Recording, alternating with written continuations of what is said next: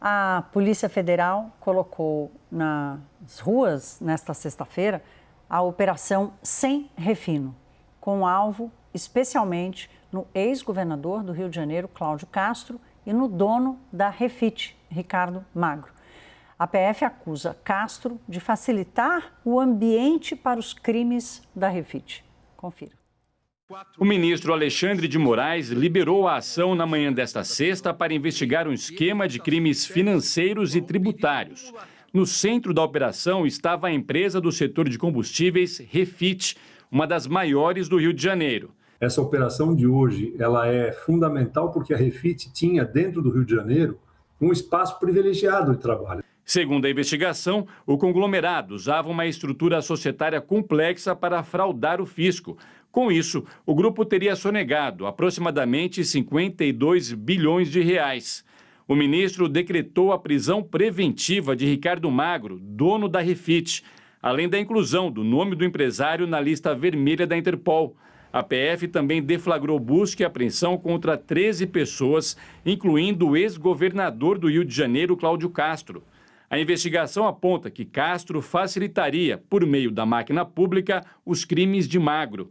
O cenário propício para as atividades espúrias do conglomerado foi construído com a anuência do Estado, diz o documento. Entre as medidas estariam uma lei que foi apelidada de Lei Ricardo Magro.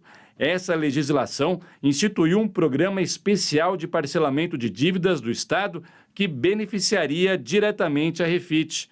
Para a CNN, o ex-governador disse que vai pedir o cancelamento da busca e apreensão e que a medida não tem embasamento. A acusação para ele é genérica e ilegal. Já a Refit afirmou que as questões tributárias da empresa estão sendo discutidas no âmbito judicial e administrativo. Segundo o líder da oposição no Senado, Rogério Marinho, do PL, a ação desta sexta não muda a pré-candidatura de Castro ao Senado. Se houver evidente um fato que impeça essa candidatura, ela será avaliada com a maior brevidade possível, mas nós precisamos aguardar o desdobramento do que ocorreu hoje. É muito incêndio para apagar ao mesmo tempo, né? Rafael, eu olhando essa história hoje, né, vendo o tamanho do alcance desse esquema, tinha procurador, policial federal, policial civil, secretário da Fazenda, secretário da Receita, um governo tailor-made, feito por encomenda, sob medida, para os crimes de Ricardo Magro no comando da Refit? É isso, né? E mais uma vez o que a gente nota primeiro esse ponto que você mencionou, e a partir dele acho que dá para ir pensando no desdobramento. Envolve os diversos poderes, né? Envolve também a produção legislativa, né, para beneficiar, né, aparentemente para beneficiar essa companhia. E o que a gente tem visto é que, a gente estava conversando no primeiro bloco, né, não param de vir notícias de agenda negativa para a oposição. O próprio ex-governador Cláudio Castro, né, já tinha enfrentado dilemas com a justiça eleitoral, né, o que já tinha alguma preocupação ali para a campanha da oposição. O Rio de Janeiro é um estado importante para o bolsonarismo, então já tinha tido uma celeuma envolvido questão eleitoral, aí ia ter um processo de cassação, tem renúncia, tem uma aposta numa candidatura que ainda enfrentaria incertezas jurídicas, né, porque embora a lei de ficha limpa permita o registro, depois teria todo um processo para confirmar. O Cláudio Castro já apostava nessa tese, que era uma tese já juridicamente frágil, e agora vem de novo uma nova ação da Polícia Federal nessa linha de que cada vez mais a atuação vai mirar grandes companhias, as bases econômicas dos crimes, enfim. É de fato um início aí de uma conjuntura complicada para a oposição como um todo, num estado importante como é o Rio de Janeiro. Leandro, qual é o grau de contaminação que você enxerga hoje dessa história? Porque o Rio de Janeiro vive em crise provavelmente há 500 anos e 26 anos, mas um pouco menos, né? Porque ele não nasceu, entre aspas, junto com o Brasil, mas, enfim, são crises sucessivas. Qual é o grau de contaminação e o quanto o fato do Rio de Janeiro ser o berço do bolsonarismo potencializa o estrago para Flávio Bolsonaro? Obviamente, a família Bolsonaro deve estar avaliando vários problemas ao mesmo tempo e como eles vão resolver as questões, né? Justamente o Rafael aponta um ponto aqui fundamental, que é o berço do bolsonarismo, né? Rio de Janeiro. Então, há um simbolismo, de alguma forma, por termos um governador do PL sendo também atingido por um caso de corrupção. Ou seja, quando o bolsonarismo pretende encarnar, por meio da candidatura de Flávio, um discurso anticorrupção, anti-PT e anti-STF, o que a gente acaba vendo, de alguma forma, com essas investigações, esses avanços da Polícia Federal, é algo que pode minar, eu entendo, deve minar esse discurso né, de ética e de moral que sempre tem acompanhado o bolsonarismo. Vão ter que, de alguma forma, renovar ou rearticular ou pensar de que forma eles vão tratar esses assuntos e como eles vão prestar contas aos eleitores e à sociedade. Tem uma matéria importante, vou me permitir citar aqui, da Economist, que saiu, acho que foi semana passada ou retrasada, e que é muito bem montada, bem escrita. Ela diz o seguinte: Brasil, atenção, prestem atenção justamente ao que está acontecendo no Rio de Janeiro, porque isso aí pode acontecer com o Brasil. E eles fazem toda uma matéria justamente avançando nessa infiltração do crime organizado na Alerj, no Judiciário do Rio de Janeiro, no governo do Rio de Janeiro, na prefeitura e em outros âmbitos institucionais. E eles falam muito claro de uma degradação institucional, justamente, né, da falta de credibilidade que as instituições têm no Rio de Janeiro. E justamente esse alerta, acho que a gente tem que prestar atenção para ver como é que o assunto se encaminha. Mas voltando aqui aos Bolsonaro e ao Rio de Janeiro, mais um problema, acho que o senador Rogério Marinho encaminhou bastante bem, disse que, obviamente, o governador tem espaço para prestar contas, mas tudo indica que a situação dele, em vez de melhorar, tende a piorar. Vamos aguardar também novos fatos nessa sequência que parece, por enquanto, interminável. Agora, esse histórico de crises do Rio de Janeiro, em outros momentos, parecia que contaminaria o Brasil e, no final, ele acaba enclausurado, né? E o Rio não consegue sair dessa história. Também talvez seja uma outra incógnita aqui disso tudo. Agora, Jussara, eu quero te ouvir sobre o PL, porque Valdemar da Costa Neto é macaco velho da política e estava comemorando aí o fato de Flávio Bolsonaro ter se consolidado como candidato, de ter conseguido talvez dar um jeitinho no Rio de Janeiro e garantir essa candidatura de Cláudio Castro no Senado. E agora?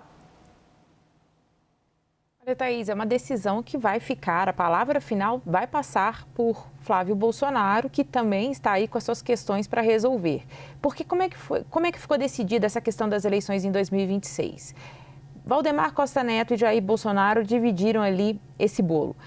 Valdemar Costa Neto ficou encarregado de indicar e definir as candidaturas ao governo do estado, enquanto Bolsonaro e a sua família decidiriam o Senado. Quem serão os candidatos ao Senado? Essa é a questão. Portanto, a questão do Rio de Janeiro passa por isso.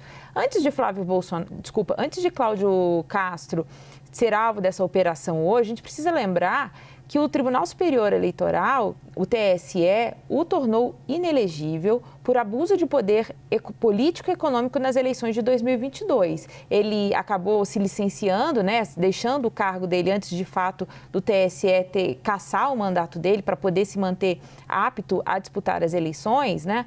Só que aí, Thaís, a grande questão agora é como que vai explicar isso para a população do Rio de Janeiro. Cláudio Castro, ele se mantém como pré-candidato ao Senado, há uma indefinição, mas muito antes dessa operação de hoje, o PL já estava atento. Tanto que o nome da mãe de Flávio Bolsonaro, Rogéria Bolsonaro, foi incluída nas pesquisas de opinião para verificar qual seria a viabilidade dela ao Senado pelo Rio de Janeiro. Ou seja, já estava no radar uma possibilidade de ter que mudar Cláudio Castro. Sim. A questão agora, Thaís, é se de fato Cláudio Castro, ele ainda tem ali muito poder nas mãos no Rio de Janeiro, se o PL vai de fato tirá-lo da jogada e emplacar outro nome. Eu tenho aqui 2 minutinhos para o Rafael e 2 para o Leandro para a gente encerrar. Eu não posso deixar de perguntar para vocês sobre o que Lula está fazendo, porque pelas ironias da história, a gente dizia que Flávio Bolsonaro estava jogando parado. Agora quem está jogando parado é Lula, Rafael? É parado, mas já estou começando a fazer algum tipo de ironia também, já estou começando a fazer... Parado no sentido de não precisar atacar o Flávio.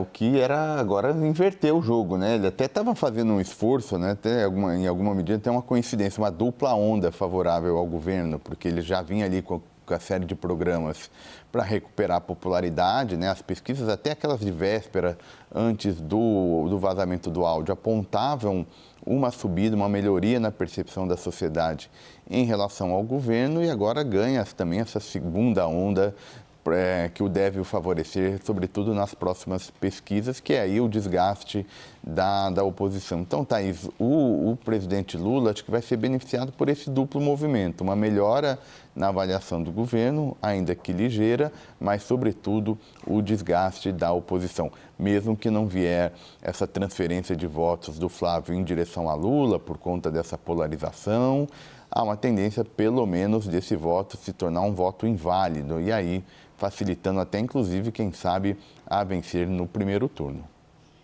Leandro, qual o risco do presidente Lula e do PT calçar de novo o salto alto e se atropelar nos buracos da política? Isso eu te diria que talvez esse risco é mais do PT e menos de Lula, né? O PT geralmente costuma ter esse tipo de postura. O Lula, alguém mais experiente, mais habilidoso, ele acaba sendo um pouco mais sensato, né? E enxergar a realidade ou fazer uma leitura da realidade mais correta. Acho que, obviamente, por enquanto, ele também está medindo a situação, assim como ele fez depois de Messias, né? Quando todo mundo, ou seja, principalmente aliados do PT, demandavam dele uma posição mais enérgica contra o senador Davi Alcolumbre, o Lula foi quem segurou, quem evitou tomar decisões com essa temperatura elevada. Eu imagino que agora o Lula está fazendo a mesma coisa. Eles estão avaliando para justamente ver como é que fica a situação de Flávio e depois, a partir daí sim, traçar estratégias. Eu acho que uma oportunidade talvez que o Sidônio da área de comunicação tem, principalmente no âmbito das redes, né? E talvez esse aqui seja um pontapé para que justamente a campanha do presidente Lula, a coordenação, consiga explorar um pouco mais nas redes essa situação de vulnerabilidade do Flávio e, de alguma forma, equilibrar mais um pouco esse jogo que a esquerda sempre tem perdido no âmbito das redes sociais. Jussara, os dois foram super generosos, deixaram um último minutinho para você, minha querida. As mulheres sempre têm a última palavra. E aí, eu preciso te ouvir sobre o que o Palácio do Planalto, como é que o Palácio do Planalto está vendo tudo isso. Mas aí você tem um minutinho. O Palácio do Planalto e o PT, de modo geral, comemoram, claro, esse revés e os últimos dias positivo para o presidente Lula. Por quê? Foi visto muito bem o encontro do presidente Lula com Donald Trump. Eles vão apostar muito mais na experiência do presidente Lula nesse contraponto com Flávio Bolsonaro.